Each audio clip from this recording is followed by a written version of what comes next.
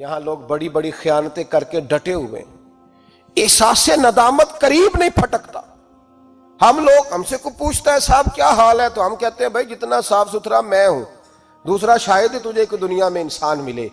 ہمیں اپنی غلطیاں سدھارنی چاہیے، جہاں جہاں ہم سے خیانتیں ہوتی ہیں وہاں ہمیں دیانتداری کر لینی چاہیے، دین کے ساتھ، مذہب کے ساتھ، قرآن کے ساتھ، ایمان کے ساتھ، سب سے بڑھ کر خدا کے ساتھ، مصطفیٰ کریم کے ساتھ ہمیں دیانتداری کا مظاہرہ کرنے چاہیے۔ ورنہ یاد رکھیں دنیا داروں کے سامنے تو بددیانتی چاہے کھلے نہ کھلے، رب فرماتے ہیں قیامت میں سارا کچھ کھل جائے گا، میں تیری زبان پہ مور لگا دوں گا، ہاتھ پیر تیرے بولیں گے اور تیرے خلاف گواہیاں دیں گے۔ حضرت ابو نور علیہ رحمہ نے لکھا ہے، فرماتے ہیں محمود غزنوی کا دور تھا تو ایک آدمی محمود غزنوی کے پاس نا اپنا کیس لے کے آیا، مدعی بن کے آیا۔ اس نے کہا بادشاہ میرا کیس بڑا نرالا ہے۔ بادشاہ سلامت نے کہا وہ کس طرح؟ کہنے لگا یہ میرے پاس ایک تھیلی ہے، میں نہ سفر پہ جانے لگا تو یہ تھیلی پوری ہیروں کی بھری ہوئی تھی۔ فلاں علاقے کے جو قاضی صاحب ہے نا، میں جاتی دفعہ میں کہیں سفر پہ جا رہا تھا تو میں ان کے پاس چھوڑ گیا کہ رستہ لمبا ہے، کہیں کوئی مجھ سے چھین نہ لے، ہیروں کی بھری ہوئی تھی۔ کچھ دنوں کے بعد میں واپس آیا ہوں، قاضی صاحب نے مجھے تھیلی واپس کی ہے تو اس میں ہیروں کی بجائے کھوٹے سکے نکلے ہیں۔ اب میں نے قاضی صاحب سے کہا ہے تو قاضی صاحب تو میرے گریبان تک آتے ہیں، وہ کہتے ہیں بتا کہیں سے پھٹی ہے، کھلی ہے؟ وہ جس طرح ٹانکے لگا کے تو نے سی تھی اسی طرح لگے ہوئے ہیں کہ نہیں؟ تو حضور لگے بھی بالکل اسی طرح ہے، نہ پھٹی ہے نہ کھلی ہے۔ اب میں لٹ گیا ہوں، میری کل عمر کی کمائی ضائع ہو گئی، کھوٹے سکے کہاں اور ہیرے کہاں؟ تو مہربانی کریں، اور آپ کی بارگاہ میں اللہ رسول کے نام پر حلف دیتا ہوں کہ میں ہوں بالکل سچا۔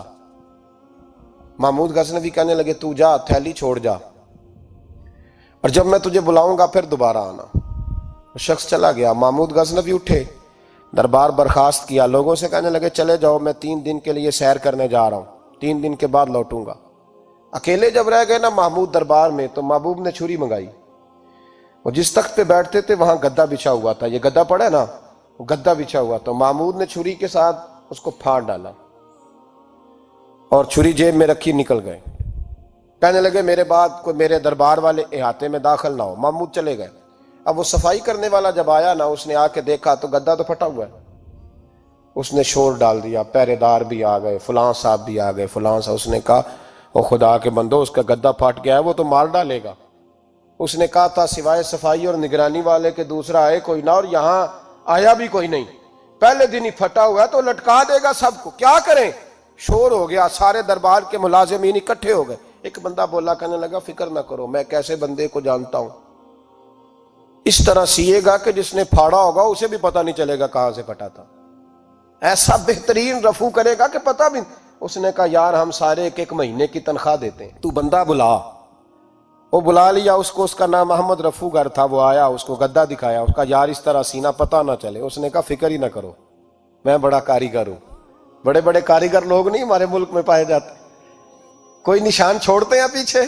بڑے کاریگر یا پیسے ہونے چاہیے، بڑے بڑے کاریگر بندے۔ احمد رفو گر کہنے لگا اس طرح سیوں گا کہ پھاڑنے والے کو بھی پتہ نہیں۔ ان کا پیسے لے یار تو سی دے۔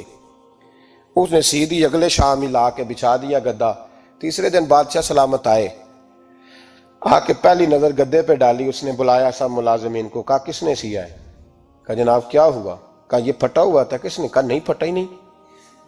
وہ کہنے لگے بنو بات، میں خود پھاڑ کے گیا تھا، تو بتاؤ صحیح سیا کس نے ہے؟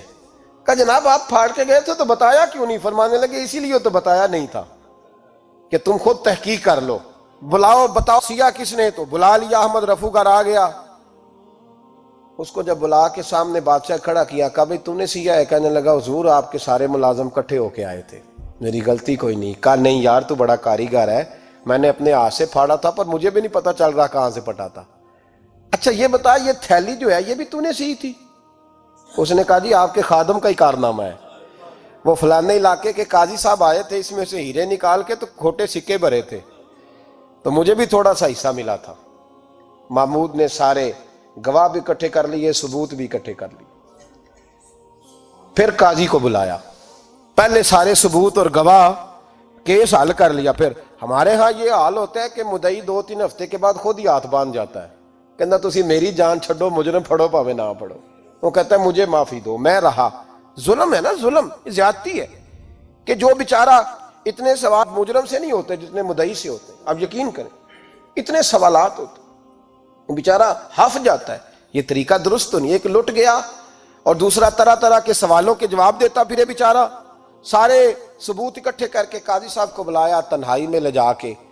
محمود غزنوی نے کہا قاضی صاحب آپ سے غلطی ہو گئی, غریب آدمی تھا, وہ لٹ گیا ہے, اس نے تو بڑی مشکل سے کچھ ہیرے جمع کیے تھے اور اس کی کل کائنات تھی, تو آپ اس کا مال اسے دے دیں, بات ختم. قاضی صاحب کہنے لگے آپ مجھ پہ الزام لگا رہے ہیں, سوال ہی نہیں پیدا ہوتا. آپ میری داڑھی دیکھیں, آپ میرا اعزاز دیکھیں, دنیا جانتی ہے میں اس کا. قاضی صاحب انسان بھول ہی جاتا ہے, بندہ بھول جاتا ہے, غلطی ہوگی مال نے. کہا نہیں سب کہا میں تنہائی میں پوچھ رہا ہوں, میں اس وقت پوچھ رہا ہوں جب دوسرا موجود کوئی نہیں. آج توبہ کر لے, میں کچھ نہیں کہوں گا, تو میری زبان پہ اعتبار کر, تجھے پتہ ہے میں جو کہتا ہوں اس پہ عمل بھی کرتا ہوں, باز آ جا. پر قاضی نے کہا نہیں میری غلطی کوئی نہیں. محمود نے پھر بڑے دربار میں بلا لیا, مجمع عام میں. مہلت کے دنوں میں جو توبہ کر لے وہ بچ جاتے ہیں, لیکن لوگ رسوائیوں کے دنوں میں پھر واپس لوٹتے ہیں اگلا گھر دیکھ کے, پھر حالات اور طرح کے ہو چکے ہوتے ہیں. جب بڑے دربار میں قاضی کو بلایا, بھائی تو مانتا ہے کہ نہیں؟ اس نے کہا نہیں. تو کہا بلاؤ احمد رفو گر کو. جب احمد رفو گر آیا تو بوڑھے قاضی کی ٹانگیں کانپنے لگی, جملے ٹوٹنے لگے, لفظ زمین پر گرنے لگے, بات صحیح نہیں ہوتی, زبان لڑکھڑانے لگی. محمود کہنے لگے قاضی میں نے تجھے کہا تھا وہاں مان جا بات, اب بڑے دربار میں بول. جب قاضی صاحب کی گردن خود بخود جھک گئی تو دنیا سمجھ گئی. کہا نکل جا میرے دربار سے. محمود بولے نکل جا, اتنی تجھے عزت دی, اتنی بڑی تنخواہ دی, قاضی بنایا, اور یہ تھوڑی سی رقم کے لیے, تھوڑی سی رقم کے لیے تو بددیانت ہو گیا, چل چلا جا نکل. قاضی دربار سے نکلا تو لوگ لعنتیں برسانے لگے. کل جو دکانیں چھوڑ کے سلوٹ کرنے آتے تھے وہ کہنے لگے اس کی عمر دیکھو, اس کے کام دیکھو, دیکھو اس نے کیا کیا. گھر گیا, بچے جن کے لیے پاپ کمایا تھا, جنہ لی تو پاپ کمائے ہن کتھے نہیں ہو تیرے کر دے. وہ بچے کہنے لگے ابا جی ہم تو سکول مدرسہ جانے کے قابل نہیں رہے, امید تھی کہ بیوی ساتھ دے گی. وہ کہنے لگی میں میکے کیسے جاؤں گی, گلی کی عورتیں طرح طرح کی باتیں بناتی ہیں. اور بھائی کامیابیوں کے بڑے سربراہ ہوتے ہیں, کوئی کامیاب ہو جائے تو سارے کہتے ہیں میری سپورٹ سے ہوا ہے. ناکامیاں ہمیشہ یتیم ہوتی ہیں, ناکامیوں کا کوئی سربراہ نہیں ہوتا. جب تک تو قاضی تھا تو بڑے بات تھی, ہر بندہ کہتا تھا رشتہ دار ہے. رسوائی ہو گئی تو وہ تیری آنکھ ہو یا سنگ ملامت کی چبھن, کون پہنچا ہے میرے درد کی گہرائی تک. دور شہرت میں تو یاروں نے کیا یاد بہت, ساتھ آیا نہ کوئی کوچے رسوائی تک. اور میاں صاحب کہنے لگے ساری عمر ہی آٹا گد ہے, میں لکھاں کیتے نہیں پیڑے, اب وقت آیا ہی تے محمد بخشا کوئی نہیں ہوں بیٹھا نیڑے. حالات ہی بدل گئے. قاضی خاموشی سے اندر چلا گیا, اپنی رسوائی سمیٹ کے بستر پہ لیٹا. نہ روٹی کی بھوک لگی, نہ پانی کی پیاس لگی, نہ نیند آئی. ساری رات تڑپتا رہا. سویرے گھر والوں نے دروازہ کھولا تو روح پرواز کر گئی تھی, دنیا چھوڑ گیا. حضرت ابو نور علیہ رحمہ بولے, فرمانے لگے یاد رکھو کبھی بددیانتی نہ کرنا, کبھی. یہ تو محمود غزنوی کی عدالت تھی, قیامت میں رب کریم کی عدالت لگے گی. اور فرمایا وہاں تو گواہی دینے والا احمد رفو گر تھا, قیامت میں تو تمہارے اپنے ہاتھ پیر گواہیاں دیں گے, ہمارا اپنا وجود گواہی دے گا. اور فرمایا یہاں تو لعنتیں دنیا دار برساتے تھے, وہاں فرشتے ہوں گے. اور قاضی کو تو موت آ گئی تھی, قیامت میں تو دوبارہ موت بھی کوئی نہیں آئے گی, وہاں تو رہنا ہے اور سہنا ہے. اتنی بددیانتی معاشرے میں, اتنی بددیانتی.